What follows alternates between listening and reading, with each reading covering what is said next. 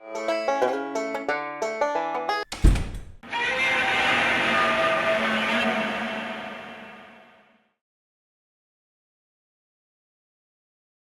everybody, Yankee here. Today I want to answer a question I've received several times over the last week, and it's regarding the new Smith & Wesson CSX E-Series gun. This is the new update to their CSX line. And if you remember when the CSX first came out, I considered it to be kind of a turd. Didn't really like it. Wasn't happy with it. And I love Smith & Wesson, but they really missed the mark with that gun. It was in the running with the Kimber Solo to be one of the worst guns ever released by a major gun manufacturer. Definitely of this century. So I was not thrilled with this gun at all. I thought it was garbage. And the worst thing about it was it didn't feel good in the hand. It felt cheap and clunky. And the trigger was atrocious. I mean, the trigger was so bad. It was just unforgivably bad. And, you know, it was a hammer-fired gun, which would be right up my alley, but it's single action only, so that means it's like a 1911. You have to either carry it cocked and locked, or you have to thumb that hammer back when you're ready to use the gun if you don't.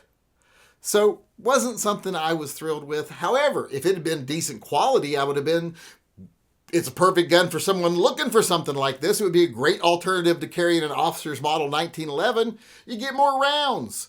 It's 9mm. But still, you get more rounds.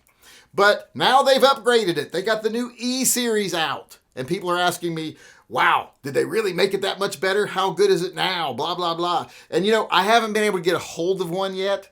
But just looking at the two guns side by side, the old one and the new one, you can see there's not a lot of difference.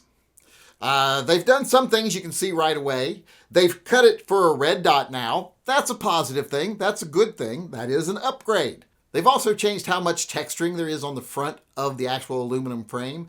Now, I'm not sure if that's a cutout where something goes in it or if it's just something they stuck on an older one. I don't know because, to be honest, looking at it here, seeing these changes, it looks like these are all things they could have done to the old guns. And I don't really doubt they had a lot of these laying around. They're like, well, what are we going to do? Let's mill them for a red dot. Maybe that'll make them sell a little better.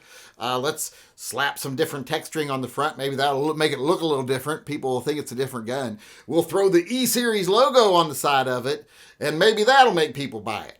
And if that's what they've done, well, then no, this is definitely not worth buying. It's still garbage. I'll have to wait till I get them in my hand to see if they're made better, but nothing I'm seeing in this picture makes me think it's made any better.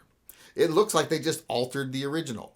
Now, the big thing about it, though, is supposedly they have improved that trigger. They've made it better. And you know what? They couldn't have made it worse. I mean, if they would have just squirted, super glue and goose crap into it, I don't think they could have made it much worse. So I'm not really holding out high hopes for this gun. I don't mind the looks of the gun. I actually think the gun looks very nice here. As you can see, it's a kind of a nice looking gun. I do like the fact that it's hammer fired. I like the fact that it's got an aluminum frame. I like the fact that it's cut for a red dot. I like the fact, that it's double stacked. I like a lot of things about this. Hammer fired, double stacked, aluminum frame gun with a stainless steel slide even. Black coating on it, but stainless steel. You'd think this would be right in my wheelhouse. But after holding the original ones and seeing how crappy they were, it was just one of a couple of guns that came out from Smith & Wesson in the last few years that it just looked like they didn't try. They were just trying to grab a little bit of a market share, that Kimber was having and some other manufacturers were having. They wanted a little bite of the 5.7 market, so they made that atrocity. And they wanted a bite of the little, the Kimber micro pistols and stuff. They wanted a bite of that market. So they made these guns and they didn't even bother to really try. They just wanted to give an option for people who liked Smith & Wesson, would like one of these other guns, but, want to be loyal to Smith & Wesson. And I think that's what they thought. People will buy them because they're loyal to Smith & Wesson.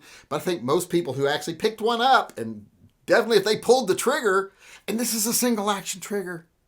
How do you mess up a single action trigger? This looks like it's going to be a better trigger because it does look different. It looks like I said, they've retrofitted the old frames with a new trigger. So this basically looks like they took older models that probably didn't sell, upgraded them a little bit, and then hopefully they'll start manufacturing them this way if they sell. But the only way they'd sell, like I said, is if they make them a lot better, because it wasn't just the design of it. It did look a little unfinished. It still looks a little unfinished. It doesn't look like they really had any concept in mind when they designed it. But I don't think it looks bad. It just looks a little different, a little blobbish. But it's a cool looking little gun. It's a good size little gun. It's small, has good capacity. Now, it is 9mm. If they made it in 40, I might have a different opinion about it. But if this has a good trigger now, I'd be like, well, it's an okay alternative to a lot of other guns there on the market. It's not super expensive. You know, it'd be really hard for this gun to be bad. But they really managed to make it bad the first time, and I'm not sure any retrofitting is going to make the difference. But like I said, if they made that trigger better and they just tightened up some other things just a little bit, like the safeties on it rattled like a can full of pennies. It was just poorly put together. If they've taken care of those problems and given it a better trigger, yeah, it'd be a good alternative for people to the Kimbers and stuff that want this type of micro pistol, hammer fired, you know, aluminum frame, everything I've already mentioned. This would be a good gun in that category.